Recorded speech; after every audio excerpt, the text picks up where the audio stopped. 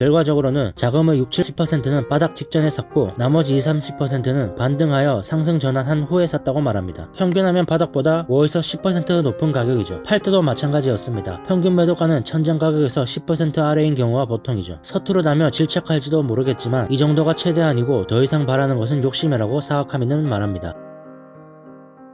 불황에도 웃으며 매수할 수 있는가? 사람들은 조금 전의 일을 금방 잊어버리곤 합니다. 1980년대 전 세계는 미국 경제에 대해 뭐라 했던가요? 그리고 일본 경제를 얼마나 칭찬했던가요? 미국 경제는 재정과 무역, 쌍둥이 적자를 안고 절망적인 상태에 내몰렸고 제조업은 괴멸했으며 고실업률과 마약범죄, 교육 문제를 이유로 미국이 이류 국가가 되려 한다고 말했습니다. 한편 1980년대 일본의 제조업은 세계를 석권했으며 도쿄 주식시장의 시총이 뉴욕 시장의 30% 이상 능가해 일본은 떠오르는 태양과 같았죠. 그로부터 10년 미국은 부활했고 일본은 추락했습니다. 그런데 1992년까지의 10년간 주가는 4.4배가 되었습니다. 경기는 최악이어서 경제 전체의 전망이 어두운데 어째서 주가는 상승했던 것일까요? 주가는 사지 않으면 오르지 않습니다. 그토록 미국 경제가 비참했던 가운데서도 미국의 장기 투자가들은 조용히 주식을 사고 있었던 겁니다. 그랬기 때문에 미국의 투자자는 불황 이후에 이어진 15배의 주가 상승을 맛볼 수 있었죠. 만일 일본의 투자자처럼 경기 바닥을 확인하지 않으면 주식을 살 수 없다고 하고 있었다면 미국의 주가는 1992년이 되어서야 상승했을 겁니다. 미국의 개인과 투신 그리고 연금 등은 미국 주식을 계속 산 겁니다. 투자 수익은 싸게 사서 비싸게 파는 것이 전부입니다. 그렇기 때문에 전망이 나쁘고 주가가 저가에 방치되어 있었던 1980년대에 과감히 매수한 거죠. 그들은 경기나 실적이 나쁠 때를 매수 기회로 생각합니다. 단지 그것뿐입니다. 사와카미는 당신도 이렇게 할 수 있을 것인가? 라고 질문합니다. 어느 시대나 경제의 새로운 국면을 개척하는 것은 항상 사업가가 장기 투자가였습니다. 과감한 사업가와 장기 투자자가 미국 경제를 부흥시켰죠. 의욕 넘치는 사업가는 역경을 마다하지 않고 기회를 발견해 사업을 확장합니다. 한편 사업가의 꿈에 호응하여 사업에 필요한 자금을 제공하는 사람이 장기 투자가이죠. 사업가의 뜨거운 마인드에 공명하고 어려울 때도 함께 해주는 투자자에게는 이익이 굴러듭니다. 이것이 장기 투자의 진수이죠. 1979년 말 80년대 초에 걸쳐 2차 석유 파동이 발생했습니다. 물가는 치솟아 전년 대비 10% 이상 상승했고 도매 물가도 급등했죠. 그런 폭풍우 속에서도 미국 각지에서는 정보 관련 산업을 중심으로 새로운 산업이 싹트고 벤처 기업이 줄지어 일어났습니다. 마이크로소프트의 빌 게이츠는 이 시기에 시작해 겨우 20년도 안 되는 시간에 8조 엔이라는 자산을 축적했죠. 보통의 경제 상황에서도 벤처 기업에 대한 투자는 상당한 위험을 각오하지 않으면 안 됩니다. 그런데 80년대에는 금리가 매우 높아 투자자는 예금으로도 충분한 이자를 기대할 수 있었던 시기였죠. 일본이었다면 불안한 벤처 기업보다 예금을 선택했을 겁니다. 그런데도 미국에는 용감한 선택을 하는 투자자들이 있었죠. 벤처 기업에 투자하는 소위 엔젤이라고 불리는 개인 자산가 뿐만 아니라 투신이나 연기금 등의 기관이 주식을 묵묵히 사들였습니다. 장기 투자자의 입장에서 보면 현재의 경기 침체와 경제 부진은 신경 쓸 것이 없었습니다. 오직 좋은 투자 대상인가 여부가 중요했죠. 주식 투자는 기업의 이익 성장에 참여하는 겁니다. 실적이 향상되면 주가도 오르죠. 그러나 인간의 욕망이 관여하는 돈의 세계에서는 실적이 부진한데 시세가 오르기도 하고 실적이 약하지도 않은데 폭락하는 일이 발생합니다. 특별한 이유는 없습니다. 매도가 많으면 주가는 떨어지는 것뿐입니다. 그렇기 때문에 많은 투자자들이 장기간의 하락과 침체에서 매수하지 못하고 강한 주가 상승을 보고 매수를 하고 싶어 하죠. 그런데 바닥을 잡을 수 있을까요? 주식을 바닥에서 사는 일이나 천장에서 파는 일이나 굳이 얘기하자면 학자나 평론가의 세계입니다. 실제로 투자를 해보면 바닥 매수나 천장 매도는 계획대로 되지 않습니다. 결과적으로 천장에서 팔았을 수는 있지만 운이 좋았을 뿐이죠. 사와카미는 자신들도 오랫동안 자금 운용을 했지만 결과적으로는 자금의 60~70%는 바닥 직전에 샀고 나머지 20~30%는 반등하여 상승 전환한 후에 샀다고 말합니다. 평균하면 바닥보다 5~10% 높은 가격이죠. 팔 때도 마찬가지였습니다. 평균 매도가는 천장 가격에서 10% 아래인 경우가 보통이죠. 서투르다며 질척할지도 모르겠지만 이 정도가 최대한이고 더 이상 바라는 것은 욕심이라고 사와카미는 말합니다. 투자자는 누구나 싸게 사고 싶어 합니다. 모든 사람이 최대한 싸게 사려고 바닥을 노린다면 어떻게 될까요? 그런 상태에서는 저가가 오지 않습니다. 계속해서 조금씩 내려가는 상태가 이어질 뿐이죠. 중요한 것은 싸게 사고 싶어 한다는 겁니다. 팔고 싶은 게 아니라 사고 싶다는 거죠. 그러니 어떤 하락도 바닥은 존재합니다. 그리고 모종의 계기로 갑자기 상승으로 돌아서는 거죠. 그렇게 되면 더 낮은 가격에 사고 싶어 기다리는 투자자들은 반등에 뒤처지지 않기 위해 너도 나도 달려듭니다. 반대로 매수가 많아지는 거죠. 대부분의 투자자는 주가가 상당히 상승하고 나서 허둥지둥 매수하는 것이 보통입니다. 결국 비싼 값에 사는 거죠. 정확히 바닥에서 매수하는 것은 어쩌다가 운이 좋은 경우일 뿐입니다. 그러므로 사와카미는 바닥이 언제인가에 신경을 허비하기보다는 저가권에 있다고 판단되면 즉시 사는 것이 현명하다고 합니다. 230엔이 바닥이라고 하면 237엔이나 435엔 정도에서 사는 것이 고작이죠. 물론 가격을 지정하지 않고 시장가로 주문해도 좋습니다. 그렇게 대충 매수해도 될까 싶지만 결코 대충 매수하는 것이 아닙니다. 230엔이나 237엔이나 바닥권이기는 마찬가지이며 고작 3% 정도 높을 뿐이기 때문이죠. 바닥권에서 산 주식은 5에서 80% 상승해도 이상할 것이 없습니다. 시장가를 너무 낮게 고집하다가 결국 사지 못하면 시세가 반등한 뒤에 추격 매수하게 되고 결국 비싸게 사게 되는 거죠. 만약 기필코 바닥에서 사고자 한다면 3, 4회 나누어서 사면 됩니다. 자금을 몇 동분 해서 가격이 내려갈수록 매수량을 늘리면서 매수합니다. 가격이 낮으므로 같은 자금으로 더 많이 살 수 있게 되죠. 폭락 시세에서 살 수 있는가? 항상 일찌감치 사두고 오르기를 기다렸다가 일찌감치 파는 것이 장기 투자의 철칙입니다. 서구의 장기 투자자들은 대부분 이런 기다리는 스타일을 관철하고 있습니다. 그러나 일본은 다릅니다. 우선 상승 시세를 확인하고 나서 거기에 뛰어들죠. 남들보다 한두 발짝 앞서 나가는 것이 투자입니다. 자신은 일찌감치 사두었는데 나중에 참가하는 사람이 주가를 올리면 수익이 발생하죠. 일찌감치 사두고 남들이 주가를 올려주기를 기다리는 유리한 입장을 확보할 것인가, 아니면 뒤늦게 서서 주가를 밀어 올릴 뿐이 손해보는 입장이 될 것인가는 각각의 투자 스타일과 타이밍에 달려 있습니다. 어느 쪽을 선택할 것인지는 자유죠. 거듭 말하지만 주가란 사면 오릅니다. 어떤 악조건 하에서도 매수의 기운이 강하면 주가는 상승합니다. 그러나 세계금융에 뭔가 돌발 사고라도 발생하면 주식시장 전체가 폭락합니다. 매도 분위기가 너무 세서 엄청난 폭락이 이어집니다. 장기 투자자들은 이때 매수합니다. 장기 투자 관점에서 종목 선별 리서치만 철저히 해준다면 아무것도 주저할 것이 없죠. 모처럼의 매수 타이밍이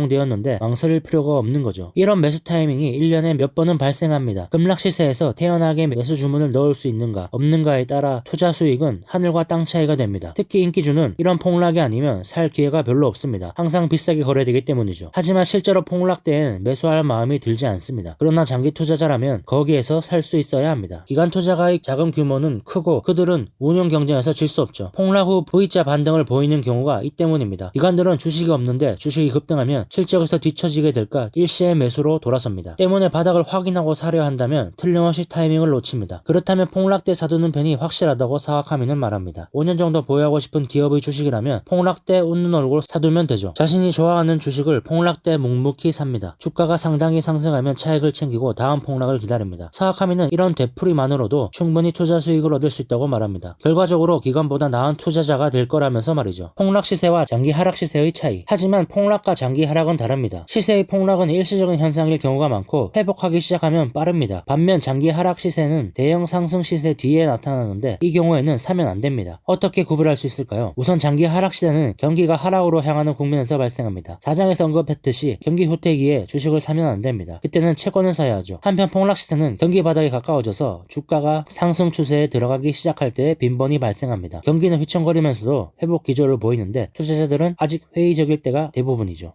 장기 투자자에게 정보란 무엇인가? 뉴스는 투자 가치가 없습니다. 때때로 뉴스나 신문 보도로 주가가 큰 폭으로 상승하는 일이 있죠. 이 경우에 정보의 가치는 얼마나 있을까요? 신선도는 없습니다. 그러나 투자자 입장에서 보면 이 정보는 이미 낡은 겁니다. 뒤따라 매수에 나서도 이미 늦었다는 거죠. 투자자가 고가 매수나 저가 매도를 되풀이를 해서는 수익을 얻을 수 없습니다. 싸게 사서 비싸게 파는 것이 기본이죠. 싸게 산다고 할 때 싼 이유는 모두가 팔기 때문입니다. 보유하는 것이 위험하다고 생각하는 투자자들이 더 많기 때문이죠. 다시 말해 가치를 인정하는 사람이 적기 때문입니다. 그런 상황에서 본래 가치는 더 높을 것이라고 판단할 수 있는 정보가 들어온다면 이것은 좋은 정보입니다. 다들 팔고 싶어 하는 동안 싸게 살 수 있는 셈이므로 투자자에게 가치 있는 정보죠. 주식시장에서 고급 정보란 이런 정보입니다. 장기 투자자는 이런 가능성도 있지 않을까라는 가정을 끊임없이 해야 합니다. 그리고 이러한 생각에 반드시 필요한 자료를 찾아내는 것이 투자자의 정보활동입니다. 투자 가치가 있는 정보란 자신이 나서서 구하는 것이지 누군가로부터 주어지는 것이 아닙니다. 많은 가능성을 가정하여 그들을 조합해서 자신의 생각을 확고하게 해가는 작업 전체가 정보활동입니다. 하지만 거기에는 정확한 것은 없습니다. 모든 것은 가능성일 뿐이죠. 장기 투자자의 강력한 도구, 플로차트. 미래를 예측하는 추론 작업을 반복하여 정리한 것이